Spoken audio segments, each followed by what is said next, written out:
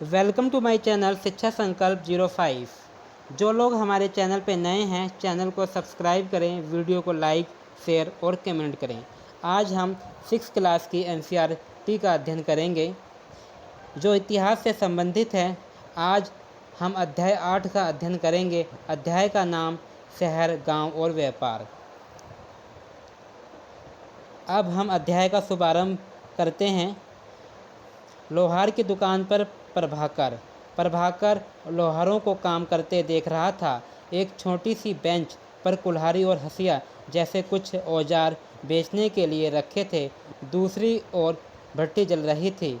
औजार बनाने के लिए दो लोग लोहे की एक छड़ को गर्म कर उसे पीट रहे थे।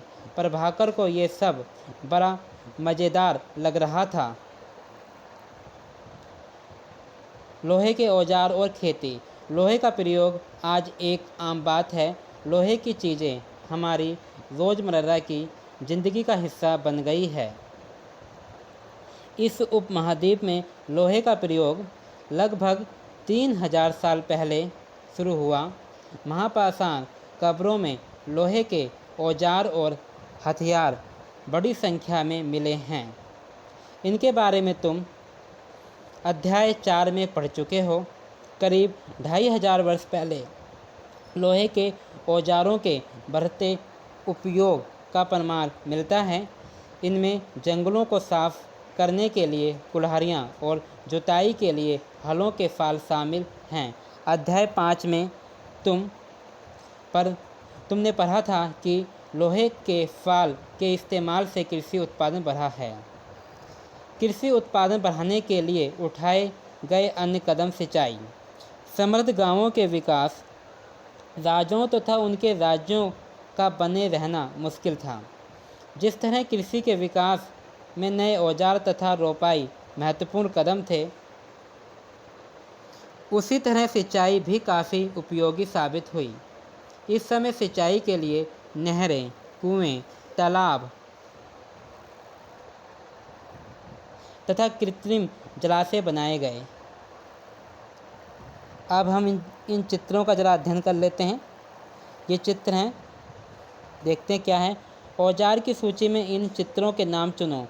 हंसिया, कुल्हाड़ी और संसी। लोहे की ऐसी 5 चीज़ों की सूची बनाओ जिनके प्रयोग तुम रोज करते हो। गांवों में कौन रहते थे? इस उपमहाद्वीप के दक्षिण तथा उत्तरी हिस्से के अधिकांश गांवों में कम से कम 3 तरह के लोग रहते थे। तमिल क्षेत्र में बड़े भूस्वामी को वेल लल्ला, साधारण हलवाहों को उरवार और भूमिहीन मजदूर दास, केरडीसियार और आदिमई कहलाते थे। देश के उत्तरी हिस्से में गांव का प्रधान व्यक्ति ग्राम भोजक कहलाता था। अक्सर एक ही परिवार के लोग इस पद पर कई पीढ़ियों तक बने रहते थे, यानी कि यह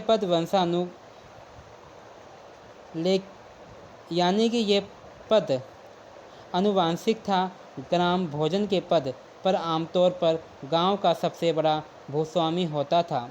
साधारणतः इनकी ज़मीन पर इनके दास और मजदूर काम करते थे। इसके अतिरिक्त प्रभावशाली होने के कारण प्रायः राजा भी कर वसूलने का काम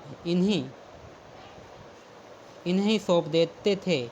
ये न्यायाधीश का और कभी कभी पुलिस का काम भी करते थे। ग्राम भोजकों के अलावा अन्य स्वतंत्र कृषक भी होते थे जिन्हें गणपति कहते थे। इनमें ज़्यादातर छोटे किसान ही होते थे। इसके अतिरिक्त कुछ ऐसे स्त्री पुरुष थे जिनके पास अपनी ज़मीन नहीं होती थी। इनमें दास कर्मकार आते थे जिन्हें दूसरों की ज़मीन पर काम करके अपनी जीविका चलानी पड़ती थी। अधिकांश गांवों में लोहार, कुम्हार, बढ़ई तथा बुनकर जैसे कुछ शिल्पकार भी होते थे। प्राचीनतम तमिल रचनाएं।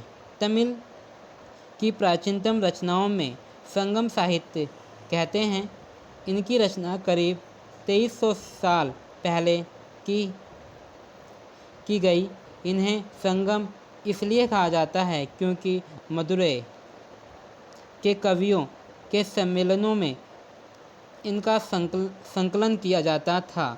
गांव में रहने वालों के जिन तमिल नामों का उल्लेख यहाँ किया गया है वे संगम साहित्यों में पाए जाते हैं। सिक्के। पुरातत्वविदों ने को इस युग के हजारों सिक्के मिले। सबसे पुराना आहत सिक्के थे जो करीब 500 साल चले। इसका चित्र नीचे दिया गया है। चांदी या तांबे के सिक्के का विभिन्न आकृति को आहत कर बनाए जाते थे, कारण इन्हें आहत सिक्के कहा जाता था। आहत सिक्के के बारे में और जानकारी हासिल कर लेते हैं। आहत सिक्के सामान्यतः आयताकार और कभी-कभी वर्गाकार या गोल होते थे। ये या तो धातु की चादर को काटकर या धातु के चपटे गोलिकाओं से बनाए जाते थे। इन सिक्कों पर कुछ लिखा हुआ नहीं था, बल्कि इन पर कुछ चिन्ह छपे थे, इसलिए यह आहत सिक्के कहलाते थे। सिक्के उपमहाद्वीप के लगभग अधिकांश हिस्सों में पाए जाते हैं और ईसा की आरंभिक सदियों तक ये प्रचलन में रहे।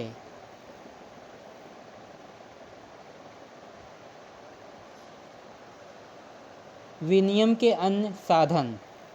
संगम साहित्य की एक छोटी सी कविता को पढ़ो। खेतों के सफ़ेद धान गाड़ियों पर लादे जा रहे हैं। नमक के लिए लंबे लंबे रास्ते। चांदनी से सफ़ेद रेत पर परिवार को समेटे, कहीं पीछे छूट न जाए। शहरों में नमक के सौदागरों के यूं चले जाने से सिर्फ सन्नाटा रह जाता है। समुद्र के किनारे नमक का बहुत ज़्यादा उत्पादन होता था। व्यापारी किस चीज़ में इसका विनिमय करते हैं, वे किस तरह यात्रा कर रहे हैं। नगर अनेक गतिविधियों केंद्र। अक्सर नगर कई कारणों में महत्वपूर्ण हो जाते हैं। उदाहरण के लिए मथुरा को देखो। यह 2500 साल से भी ज़्यादा समय से एक महत्वपूर्ण नगर रहा है, क्योंकि यह यातायात और व्यापार के दो मुख्य रास्तों पर स्थित था। इसमें से एक रास्ता उत्तर पश्चिम से पूर्व की ओर, दूसरा उत्तर से दक्षिण की ओर जाने वाला था। शहर के चारों ओर किलेबंदी थी। इसमें अनेक मंदिर थे। आसपास के किसान तथा पशुपालक शहर में रहने वालों के लिए भोजन जुटाते थे। मथुरा बेहतरीन मूर्तियां बनाने का केंद्र था। लगभग 2000 साल पहले मथुरा कुषाणों की दूसरी राजधानी बना। इसके बारे में तुम आगे पढ़ोगे। मथुरा एक धार्मिक केंद्र भी रहा है। यहाँ बौद्ध विहार और जैन मंदिर हैं। यहाँ कृष्ण भक्ति का एक महत्वपूर्ण केंद्र था। मथुरा में प्रस्तर खंडों तथा मूर्तियों पर अनेक अभिलेख मिले हैं। आमतौर पर ये संक्षिप्त अभिलेख हैं जो स्त्रियों तथा पुरुषों द्वारा मठों तथा मंदिरों को दिए जाने वाले दान का उल्लेख करते हैं। प्रायः शहर के राजा, रानी, अधिकारी, व्यापारी तथा शिल्पकार इस प्रकार के दान करते थे। उदाहरण के लिए मथुरा के अभिलेख में सुनारों, लोहारों, बुनकरों, टोकरी बुनने वाले, माला बनाने वालों और इत्र बनाने वालों का उल्लेख मिलते हैं। मथुरा के लोगों के व्यवसायों की एक सूची बनाओ। एक ऐसे व्यवसाय का नाम बताओ जो हड़प्पा में नहीं था। शिल्प तथा शिल्पकार। पुरास्थलों से शिल्पों के नमूने मिले हैं। इनमें मिट्टी के बहुत ही पतले और सुंदर बर्तन मिले हैं, जिन्हें उत्तरी काले चमकीले पात्र कहा जाता है, क्योंकि ये ज़्यादातर उपमहाद्वीप के उत्तरी भाग में मिले हैं। ध्यान रहे कि अन्य दूसरे शिल्पों के अवशेष नहीं बचे होंगे। जैसे कि विभिन्न ग्रंथों से हमें पता चलता है कि कपड़ों का उत्पादन बहुत महत्वपूर्ण था। उत्तर में वाराणसी और दक्षिण में मदुरै इसके प्रसिद्ध केंद्र थे, जहाँ स्त्री पुरुष दोनों काम करते थे। अनेक शिल्पकार तथा व्यापारी अपने अपने संघ बनाने लगे थे, जिन्हें श्रेणी कहते थे। शिल्पकारों की श्रेणियों का काम प्रशिक्षण देना, कच्चा माल उपलब्ध कराना तथा तैयार माल का विवरण करना था, जबकि व्यापारियों की श्रेणियां व्यापार का संचालन करती थीं। श्रेणियां बैंकों के रूप में काम करती थीं, जहां लोग पैसे जमा रखते थे। इस धन का निवेश लाभ के लिए किया जाता था। उससे मिले लाभ का कुछ हिस्सा जमा करने वाले को लौटा दिया जाता था या फिर मठ आदि धार्मिक संस्थानों को दिया जाता था। उत्तरी काले चमके पात्र के बारे में और अधिक जानकारी हासिल करते हैं। ये एक कठोर चाक निर्मित धातु की तरह दिखने वाले तथा चमकदार काली सतहें वाले पात्र हैं। इसे बनाने के लिए कुम्हार मिट्टी के बर्तनों को भट्ठों पर उच्च तापमान पर रखते थे, जिसके परिणाम स्वरूप इन बर्तनों की बाहरी परत काली हो जाती थी। इन पर एक पतली काली लेप भी लगाई जाती थी, जो इस बर्तन को शीशे जैसी चमक प्रदान करता था।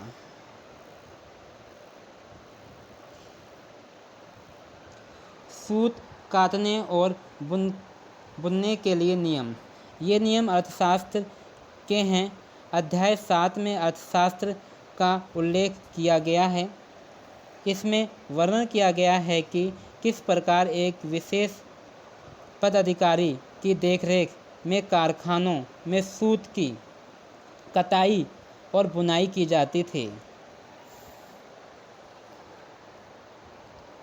ऊन, पेड़ों की छाल, कपास, पटुआ तथा सन को तैयार करने के काम में विधवाओं और अक्षम महिलाओं, भिखुओं, वृद्धों, वेश्याओं, राजा की आवश्यकता प्राप्त दासियों, सेविकाओं और आवश्यक प्राप्त देवदासियों को लगाया जा सकता है। इन्हें इनके काम के और गुणवत्ता के अनुसार पारिश्रमिक देना चाहिए। जिन महिलाओं को बाहर निकालने की अनुमति नहीं है, वे अपनी दासियों को भेजकर कच्चे माल को मंगवा सकती हैं और फिर तैयार माल उन्हें भिजवा सकती हैं। वे औरतें जो कारखाने तक जा सकती हैं, उन्हें अपना माल कारखाने तक ट्रक के ले जाना पड़ता था, जहां उन्हें पारिश्रमिक मिलता था। इस समय माल को अच्छी तरह जांचने के लिए रोशनी रहती है। अगर निरीक्षक उस औरत की तरफ देखता है या इधर उधर की बातें करता है तो उसे सज़ा मिलनी चाहिए। अगर औरत ने अपना काम पूरा नहीं किया तो उसे जुर्माना देना होगा। इसके लिए उसका अंगूठा भी काटा जा सकता है। उन महिलाओं की सूची बनाओ जिन्हें निरीक्षक नियुक्त कर सकता था। क्या काम करने के दौरान महिलाओं को मुश्किल झेलनी पड़ती थी? सूक्ष्म निरीक्षर अरिकामेडू। मानचित्र 7 में अरिकामेडू ढूंढो। लगभग 2200 से 1900 साल पहले अरिकामेडू एक पत्तन था, जहां दूर दूर से आए जहाज़ों से सामान उतारे जाते थे। यहाँ ईंटों से बना एक ढांचा मिला है, जो संभवतः गोदाम रहा हो। यहाँ भूमध्य सागरीय क्षेत्र के एम्फोरा जैसे पात्र मिले हैं। इनमें शराब या तेल जैसे तरल पदार्थ रखे जा सकते थे। इनमें दोनों तरफ से पकड़ने के लिए हत्थे लगे हैं। साथ ही यहाँ एरेटाइन जैसी मोहर लगे लाल चमकदार बर्तन भी मिले हैं। इन्हें इटली के एक शहर के नाम पर एरेटाइन पात्र के नाम से जाना जाता है। इसे मोहर लगे सांचे पर गीली चिकनी मिट्टी को दबाकर बनाया जाता था। अभिलेखित मिट्टी के बर्तन कई बर्तनों पर ब्राह्मी लिपि में अभिलेख मिले हैं। प्रारंभ में तमिल भाषा के लिए इसी लिपि का प्रयोग किया जाता था, इसलिए इन्हें तमिल ब्राह्मी अभिलेख भी कहा जाता है। कुछ ऐसे बर्तन भी मिले हैं जिनका डिजाइन तो रोम का था, किंतु वे यहीं बनाए जाते थे। यहाँ रोमन लैंप, शीशे के बर्तन तथा रत्न भी मिले हैं। साथ ही छोटे छोटे कुंड मिले हैं जो संभवतः कपड़े की रंगाई के पात्र रहे होंगे। यहाँ पर शीशे और अर्ध बहुमूल्य पत्थरों से मनके बनाने के पर्याप्त साक्ष्य मिले हैं। रोम के साथ संबंध दर्शाने वाले साक्ष्य की सूची बनाओ। एक यूनानी नाविक द्वारा दिया गया विवरण। बेरीगाजा की कहानी। भरूच का यूनानी नाम। बेरीगाजा की संकरी खाड़ी में समुद्र से आने वालों के लिए नाव चला पाना बहुत मुश्किल होता है। राजा के द्वारा नियुक्त कुशल और अनुभवी स्थानीय मछुआरे ही यहाँ जहाज ला सकते थे। बेरीगाजा में शराब, तांबा, टीन, शीशा, मूंगा, पुखराज, कपड़े, सोने और चांदी के सिक्कों का आयात होता था। हिमालय की जड़ी बूटियाँ, हाथीदांत, गोमेद, कार्निलियन, सूती कपड़ा, रेशम तथा इत्र यहाँ से निर्मित किए जाते थे। राजा के लिए व्यापारी विशेष उपहार लाते थे। इनमें चांदी के बर्तन, गायक, किशोर, सुंदर औरतें, अच्छी शराब तथा उत्कृष्ट महीन कपड़े शामिल थे। बेरीगाजा से आयात और निर्यात होने वाली चीज़ों की सूची बनाओ। दो ऐसी चीज़ बताओ जिनका उपयोग हड़प्पा युग में नहीं होता था। व्यापार और व्यापारी। तुमने उत्तरी काले पॉलिश वाले बर्तनों के बारे में पढ़ा है। खूबसूरत बर्तन, खास तौर पर इनकी कटोरियाँ तथा थालियाँ, इस उपमहाद्वीप के अनेक प्रस्थलों से मिले हैं। सवाल उठता है कि इन जगहों पर ये बर्तन कैसे पहुँचे होंगे। ऐसा अनुमान लगाया जाता है कि यहाँ ये बनते थे, वहाँ से व्यापारी इन्हें ले जाकर अलग अलग जगहों पर बेचते थे। दक्षिण भारत सोना, मसाले, खास तौर पर काली मिर्च तथा कीमती पत्थरों के लिए प्रसिद्ध था। काली मिर्च की रोम साम्राज्य में इतनी मांग थी कि इसे काले सोने के नाम से बुलाते थे। व्यापारी इन सामानों को समुद्री जहाज़ों और सड़कों के रास्ते रोम पहुंचाते थे। दक्षिण भारत में ऐसे अनेक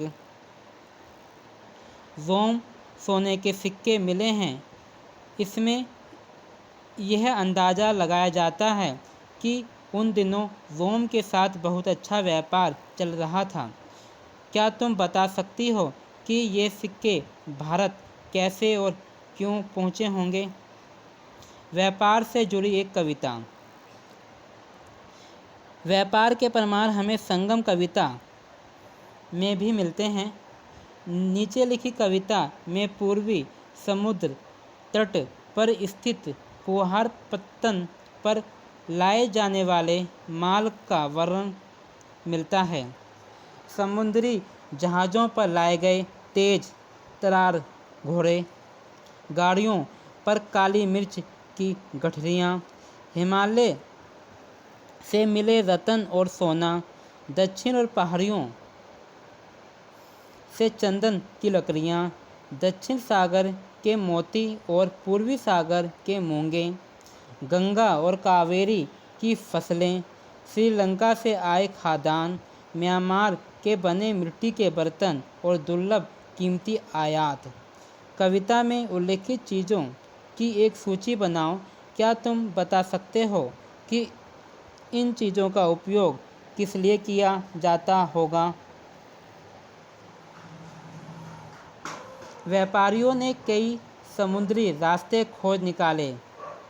इनमें से कुछ समुद्र के किनारे चलते थे, कुछ अरब सागर और बंगाल की खाड़ी पार करते थे।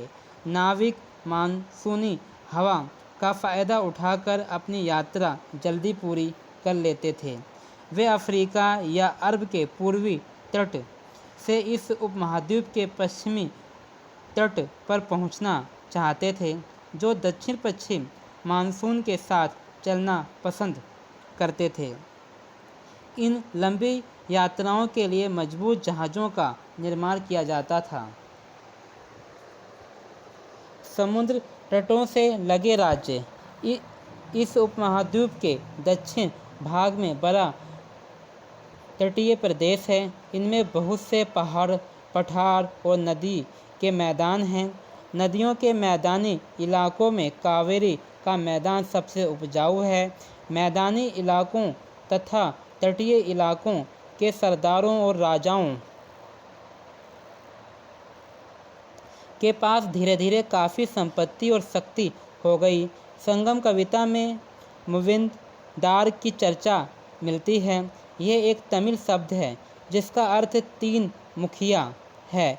इसका प्रयोग तीन शासक परिवारों के मुखियाओं के लिए किया गया है।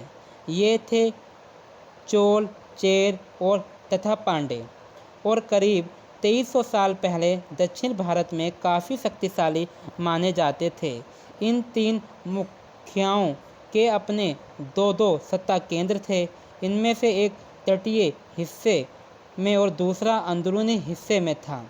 इस तरह 6 केंद्रों में से 2 बहुत महत्वपूर्ण थे। एक चोलों का पत्तन पुहार तथा कावेरी पट्टनम, दूसरा पांड्यों की राजधानी मदुरै। ये मुखिया लोगों से नियमित कर के बजाय उपहारों की मांग करते थे। कभी कभी ये सैनिक अभियानों पर भी निकल पड़ते थे और आसपास के इलाकों से शुल्क वसूल कर लाते थे। इनमें से कुछ धन वे अपने पास रख लेते थे, बाकी अपने समर्थकों, नाते रिश्तेदारों, सिपाहियों तथा कवियों के बीच बांट देते थे। अनेक संगम कवियों ने उन मुखियाओं की प्रशंसा में कविताएं लिखी हैं, जो उन्हें कीमती जवाहरात, सोने, घोड़े, हाथी, रथ या सुंदर कपड़े दिया करते थे। इसके लगभग 200 वर्षों के बाद पश्चिम भारत में सातवाहन नामक राजवंश का प्रभाव बढ़ गया। सातवाहनों का सबसे पुराना राजा गौतमीपुत्र श्री सातकर्णी था। उसके बारे में हमें उसकी मां गौतमी वल्लश्री द्वारा दान दिए गए अभिलेख से पता चलता है। वह और अन्य सभी सातवाहन शासक दक्षिणापथ के स्वामी कहे जाते थे। दक्षिणापथ का शाब्दिक अर्थ दक्षिण की ओर जाने वाला रास्ता होता है। पूरे दक्षिणी क्षेत्र के लिए भी यही नाम प्रचलित था। श्री सातकर्णी ने पूर्वी, पश्चिमी तथा दक्षिणी तटों पर अपनी सेनाएं भेजी। तुम क्या बता सकती हो कि श्री सातकर्णी तटों का नियंत्रण क्यों करना चाहता था? रेशम मार्ग और कुषाण। कुछ शासक इसके बड़े बड़े हिस्सों पर अपना नियंत्रण करना चाहते थे, क्योंकि इस रास्ते पर यात्रा कर रहे व्यापारियों से उन्हें कर, शुल्क तथा तोहफों के जरिए लाभ मिलता था। इसके बदले ये शासक इन व्यापारियों को अपने राज्य से गुजरते वक्त लुटेरों के आक्रमण से सुरक्षा देते थे। सिल्क रूट पर नियंत्रण रखने वाले शासकों में सबसे प्रसिद्ध कुषाण थे। करीब 2000 साल पहले मध्य एशिया तथा पश्चिमोत्तर भारत पर इनका शासन था। पेशावर और मथुरा इनके दो मुख्य शक्तिशाली केंद्र थे। तक्षशिला भी इनके ही राज्य का हिस्सा था।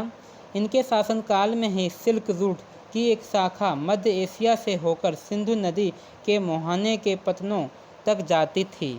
फिर यहाँ से जहाज़ों द्वारा रेशम पश्चिम की ओर रोमन साम्राज्य तक पहुँचता था।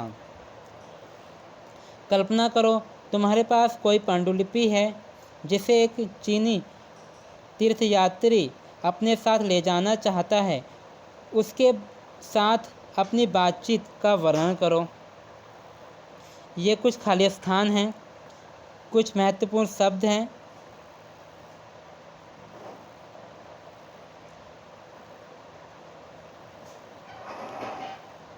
और कुछ ये महत्वपूर्ण प्रश्न हैं। इन सभी का हम अध्ययन कर चुके हैं और इन सभी का हम उत्तर बहुत आसानी से दे सकते हैं। आज की क्लास हमारी यहीं समाप्त होती है। धन्यवाद।